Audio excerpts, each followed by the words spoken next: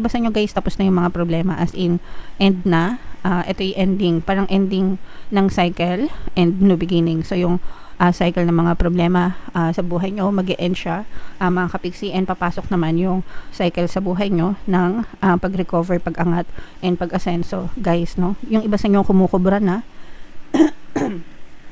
excuse me, pag sinabing kumukubra, mga kapiksi, parang nagkakaroon ng return of investment, no? Kung kayo man ay nag-invest sa kung saan, mga kapiksi, negosyo.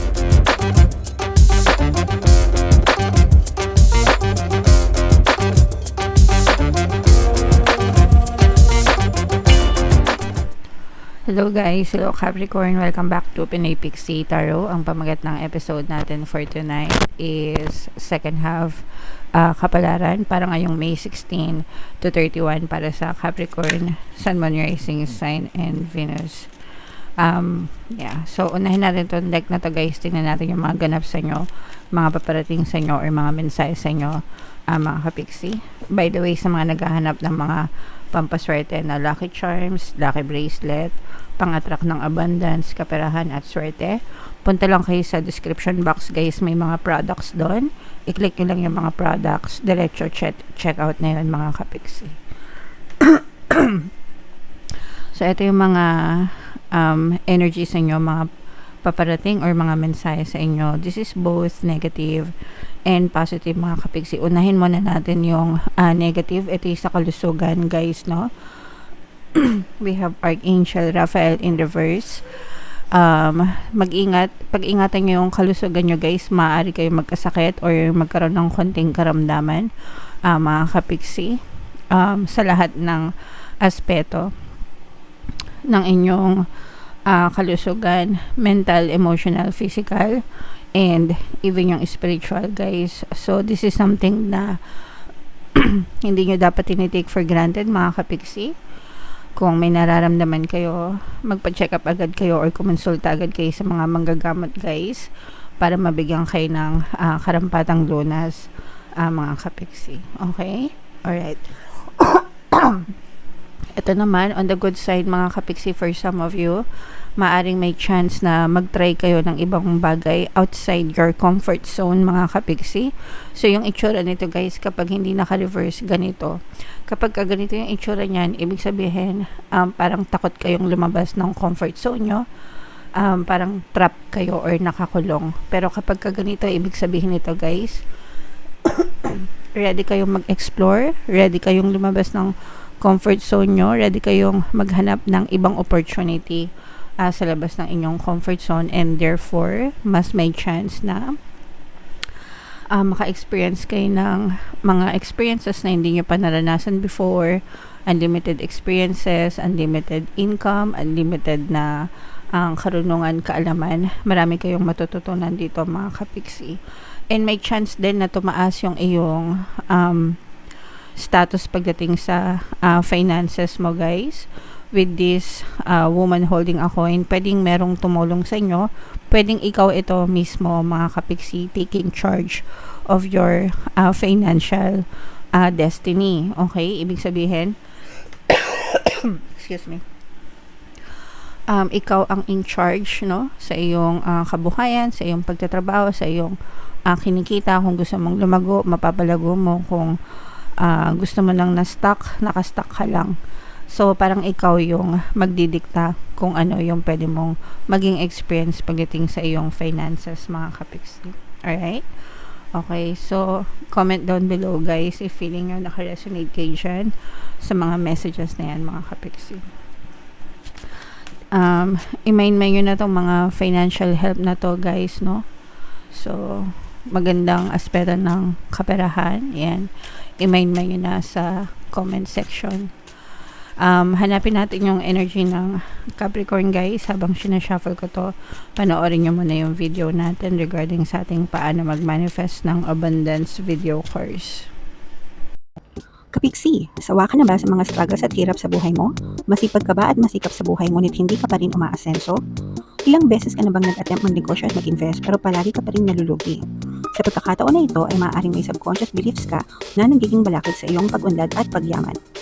Introducing, paano mag-manifest ng abundance video course. Dito ay matututunan mong ma-overcome ang mga balakid mo para tuluyan ka ng umunlad, umasenso, sumagana, maging matagumpay, successful at maswerte sa iyong kabuhayan, pera, trabaho, negosyo sa lapi at kaperahan ng bonggang-bongga. Dali, mag-send na ng email sa pinoypixie@gmail.com at simulan na ang iyong pagyaman ngayon. Alright, so sa lahat ng gusto mag-avail ng course guys, naka-flash sa screen nyo. Una, meron tayong paano mag-manifest ng abundance video course. Meron din tayong paano mawala ang third party at magkaroon ng harmonious na relationship. And meron din tayong paano pabalikin si ex, revise, breakup. Sa mga interesado guys, mag-send lang kayo ng email sa pinoypixie@gmail.com. So, Capricorn guys, kayo ay represent ng Queen of Coins sa ating spread. Latag muna natin yung spread nyo mga kapixie.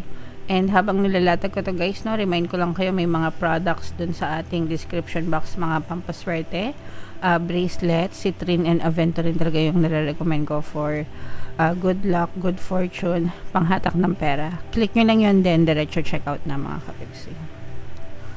So this is both negative and positive guys. Meron mga magpapaiyak sa inyo mga kapixie. Meron ditong presence ng fire sign, Aries, Leo, Sagittarius guys, no? So for some of you, maaring may fire element kayo sa inyong natal chart, or you may be dealing with a fire sign. This is more on love mga kapixie. Maaari kayong magkaroon ng problema sa inyong love life guys, pero hindi naman ito kumbaga parang this is normal. Syempre sa relasyon guys, hindi naman maiwasan yung mga pag-aaway, mga pagtatampuhan, mga kapixie. So parang medyo magkakaroon lang kayo ng away na medyo grabe. Parang feeling ko magkakaroon dito ng palitan ng salita na hindi masyadong magustuhan. Pwedeng may nakikialam din guys sa relasyon nyo. Let's say for example, in-laws, no? Mga biyenan, ganyan. Kung kayo ay magkasama na, mag-asawa, ganyan, or pamilya, kung kayo ay boyfriend, girlfriend pa lang, parang merong nakikialam sa relationship nyo na pwedeng ayaw sa'yo or ayaw dun sa person nyo, mga kapisi, na nagiging dahilan ng problema nyo.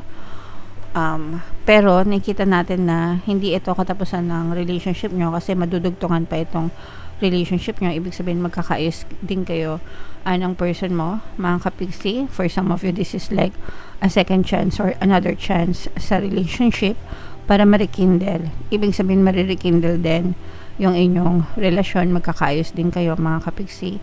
And pwedeng pwede pa rin guys na maging harmonious yung relationship nyo, basta caring yung ipaglaban. Okay, as long as caring yung ipaglaban mga kapixie, pwede itong magtuloy-tuloy para magkaroon kayo ng harmonious na relationship. Depende lang yan sa pag-uusap nyo and sa magiging agreement nyo ng iyong partner or specific person.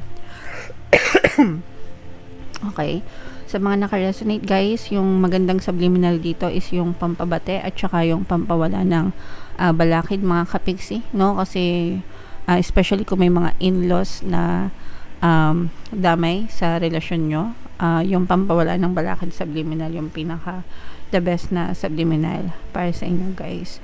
For some of you, maaari may bagong negosyo, na pwedeng negosyo ito na business partnership mga kapixie, o kaya investment na parang ipupush nyo kahit na parang hindi kayo sigurado mga kapixie, no? Kasi yung iba sa inyo parang mag-i-invest kayo or magne-negosyo kayo kahit hindi kayo sigurado, pero ipupush nyo siya. So medyo may pagkasugal ito mga kapixie. Sugal as in risk, no? Risks. Kapag ganito, medyo mag-minor kayo guys, and kasi medyo nagiging impulsive kayo. So mag-minor ng konti and pag-aralan yung pinapasok nyo para hindi kayo maloko, para hindi kayo malugi. Iwas lugi mga kapixie. Okay?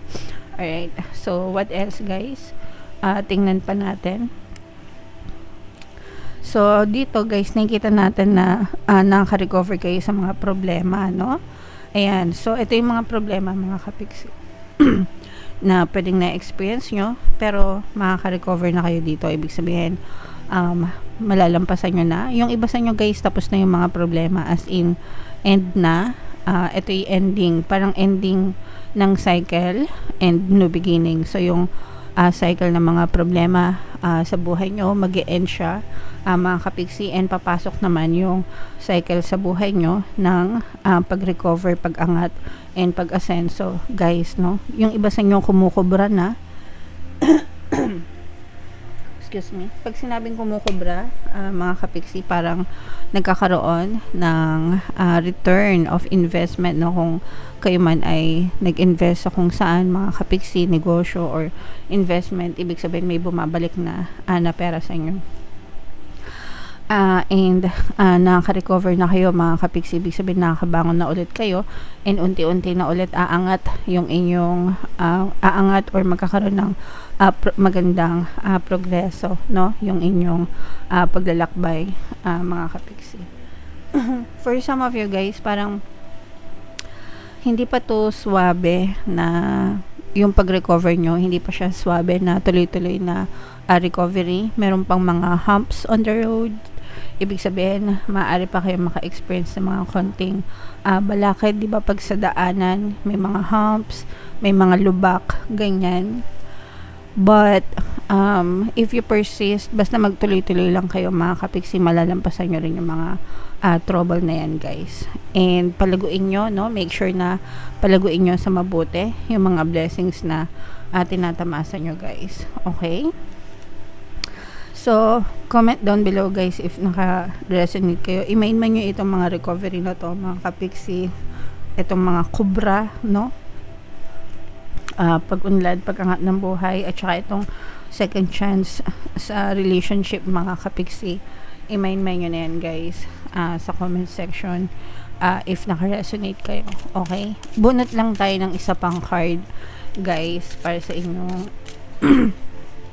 additional na mensahe guys.